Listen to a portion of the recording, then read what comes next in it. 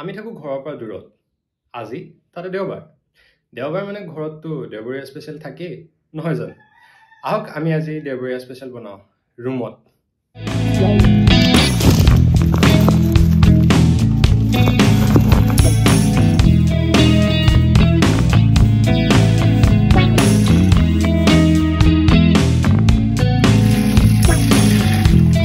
Guys আমি এতিয়া মাংসখিনি ধুই লৈছোঁ। এতিয়া আমি মেৰিনেট কৰিম।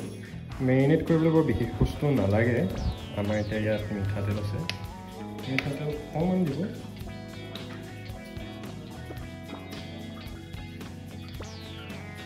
দিছোঁ আমি। তাৰপাছত আমি দিম হালধি, তাৰপাছত আমি এতিয়া নিমখ,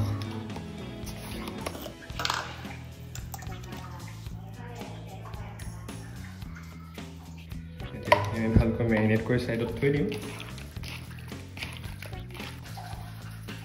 দেখিবলৈ পাইছে আমাৰ মাংস মেৰিনেট হৈ গৈছে। সেইটো আমি 5-10 মিনিটৰ কাৰণে থৈ দিম।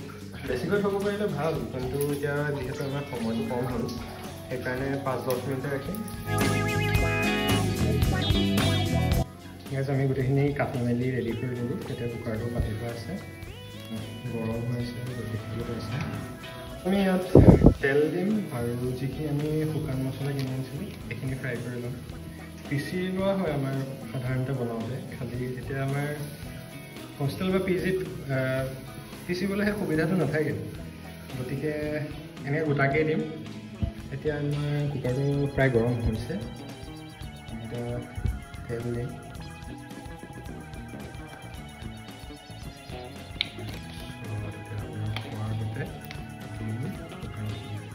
তেলটো অকণমান গৰম হৈ যাবলৈ দিম। এতিয়া তেলটো প্ৰায় গৰম হৈছে। ইয়াত খালি এটা কথা গাইছ যে আমি গোটেই তেলটো গৰম কৰি গোন্ধটো নাইকিয়া কৰিবৰ প্ৰয়োজনটো নহয়। মিঠাতেলৰ যিটো কেঁচা গোন্ধ হয় সেইটোৱে এটা বেলেগ ধৰণৰ আপোনাৰ গোন্ধ আনিব। এতিয়া আমি ঠিক দিওঁ, শুকান মছলাখিনি দিলোঁ, লগতে আমি তেজপাতখিনি দিলোঁ।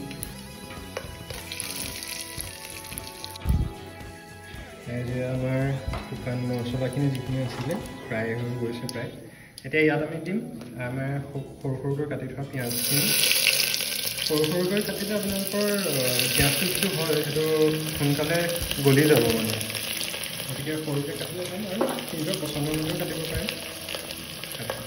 গাইজ হোষ্টেল মানে যোগাৰ, সেয়া আমাৰ কোম্পানীয়ে যোগাৰ কৰিছে। আদা নহৰু পিচিছে। এয়া আমি পিঁয়াজখিনি ফ্ৰাই কৰি আছোঁ। আপোনালোকে দেখিবলৈ পাইছে পিঁয়াজখিনি প্ৰায় গলি গৈছে, আৰু এনেকৈ গলি যোৱাৰ সময়তে আপোনালোকে আদা নহৰুটো দিব। আদা নহৰু দি দিছোঁ। যিহেতু কুকাৰত বনাইছোঁ সেইকাৰণে গতিকে চাইজটোৰ কথা বৰ ধ্যান দি নাথাকিলেও হয়। কুকাৰত এনেও আপোনাৰ গলি যাবই, প্ৰেছাৰ কুকাৰত চিটি মাৰি দিলে। আমি এতিয়া নহৰুখিনি দি অকণমান ভাজি লওঁ।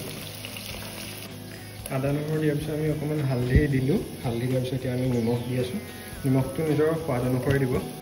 এতিয়া আমি ইয়াত জলকীয়া কেইটামান ভাঙি দিছোঁ। জলকীয়াটো নিদিলেও হয়, দিলেও হয়, আপোনালোকৰ সোৱাদ অনুসৰি দিব। আৰু ইয়াৰ পাছত আমি দিম এতিয়া আলু।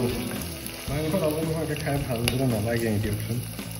আমি এতিয়া আলু দিম, অকণমান ভাজ খাবলৈ দিম। এতিয়া আমি ইয়াত বিলাহী দিম। অকণমান সৰু কৰি দিছোঁ, নিদিলেও হয়, কিন্তু সোনকালে সিজিব বুলি দিছোঁ। আৰু পানী অলপ দিলোঁ আমি এতিয়া মিক্সিত যোগান মাৰি দিম। পানী বেছি দিব নালাগে, অকণমান আপোনাৰ খিচখিচীয়া হৈ গ্ৰেভিৰ দৰে হ'বৰ কাৰণেহে আমি পানীটো দি হুইচেলটো মাৰোঁ। ভিতৰৰ বিলাহীখিনি প্ৰায় গলি গ'ল, মছলাখিনিও ধুনীয়াকৈ মিহলি হৈছে। এতিয়া ইয়াত দিম মাংসখিনি মেৰিনেট কৰি থোৱাখিনি দি দিম। 5-10 মিনিট কৈছিলোঁ, প্ৰায় আপোনাৰ এতিয়া আধা ঘণ্টাই হ'ব লাগিব। এয়া দি লৈ অলপ আমি মিক্স কৰি লওঁ, ভালকৈ ভাজ খাম যাতে। ইয়াত এতিয়া আমি মছলাখিনি দিম। প্ৰথমে আপোনাৰ জিৰাটো দিম। মছলা আপোনাৰ আচলতে খোৱা বনোৱাটো পৰিমাণ কিমান দিছে এটা ফিক্স এমাউণ্ট নহয়। খোৱা বনোৱাটো এটা ইম'শ্যন। ইয়াত মৰমত যিমান বস্তু দিব খাবলৈ সিমানে ধুনীয়া হ'ব। এতিয়া আমি ইয়াত দিলোঁ জিৰা, তাৰ পাছত আমি বাকী মছলাখিনি দিম।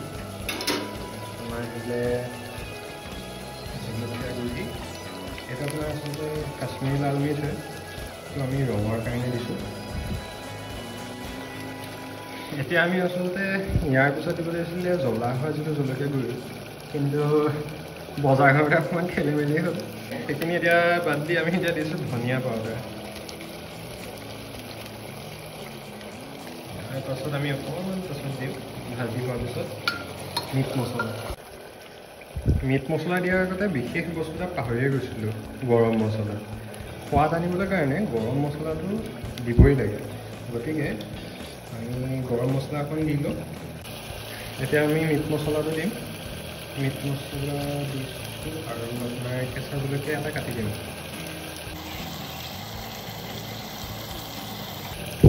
ইয়াৰ পিছত আমি পৰিমাণটো চাই ল'ব, আপোনালোকৰ যিমান হয় সেই হিচাপত পানী দিব আৰু হুইচেল মাৰি দিব লাগিব। মই পানী ইমানখিনি দিছোঁ, অকণমান কাঢ়ি নিচিনা কাৰণে কমকৈ দিছোঁ বাৰু। আৰু জোল যদি কৰিব বিচাৰে তেতিয়া অলপ পানী দিব পাৰে। এয়া আমাৰ এতিয়া মাংস হৈ গৈছে প্ৰায়, গতিকে মাংসটোত হুইচেল মাৰিবলৈ কাৰণে ঢাকনখন লগাই দিম আৰু ভাতটো পাতি দিওঁ লগতে। আমাৰ হুইচেল মাৰি হৈছে, 6টা হুইচেল মাৰিছোঁ, সেইটো বৰ বেছিকৈ হুইচেল মাৰিব নালাগে, ব্ৰইলাৰ মাংসটো পটককৈ সিজি যায়। এতিয়া আমি এইটো বন্ধ কৰিছোঁ। ঠাণ্ডা হোৱাৰ পিছত ইয়াৰ যেতিয়া গেছখিনি নাইকিয়া হ'ব তেতিয়া আমি খুলিম এইটো। আমি এতিয়া প্ৰেছাৰ কুকাৰটো খুলি চালোঁ, কিন্তু নিমখটো অকণ কম পাইছোঁ। সেইটো স্বাভাৱিক হ'ব পাৰে, তেতিয়া আপোনালোকে গৰম কৰিবলৈ পাতি দিব গেছত। তাৰ পাছত আকৌ আপোনালোকৰ যিমানখিনি প্ৰয়োজন অনুসৰি নিমখটো দি দিব। এয়া আমি এতিয়া নিমখটো দি দিম। নিমখ কম আছে গতিকে গোটেইখিনিয়ে দি দিম।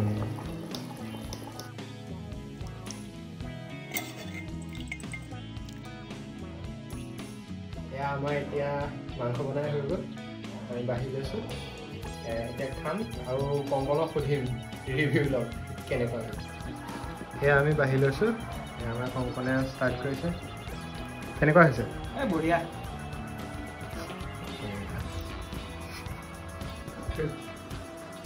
গতিকে আজি দেওবৰীয়া স্পেচিয়েল ইমানেই আছিলে। এনেধৰণৰ ভিডিঅ' আৰু চাবলৈ কাৰণে আপোনালোকে মোক ছাবস্ক্ৰাইব কৰিব, যদি ভাল পালে ভিডিঅ'টো লাইক কৰিব, আৰু আপোনালোকে বনাই কেনেকুৱা পালে খাই সেইটো জনাবলৈ নাপাহৰিব কমেণ্টত। আপোনালোকে চাই আছিলে খাওঁ পিয় জিন্দগী, মই প্ৰীতম।